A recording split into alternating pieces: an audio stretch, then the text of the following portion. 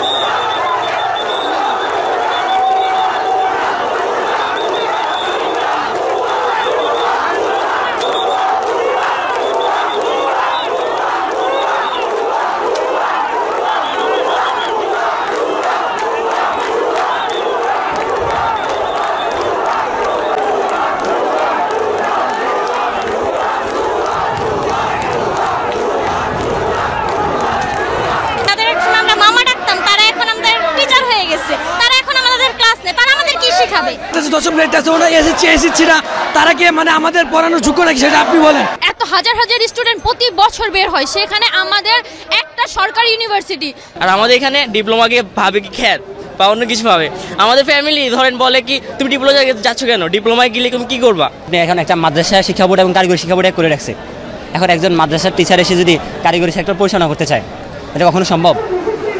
বিকেলে শুরু হয় মুষলধারে বৃষ্টি। সড়ক অবরোধে রেখে এ সময় জলকেলিতে মেতে ওঠেন আন্দোলনকারীরা। একই দাবিতে ঢাকা চট্টগ্রাম মহাসড়কের কুমিল্লার কোটবাড়ি এলাকায় অবস্থান নেয় শিক্ষার্থীরা। বন্ধ হয়ে যায় যান চলাচল। নিরাপত্তা বাহিনীর বারবার অনুরোধের পরেও সরে না যাওয়ায় ফাঁকা গুলি ছুড়ে তাদের ছত্রভঙ্গ করা হয়।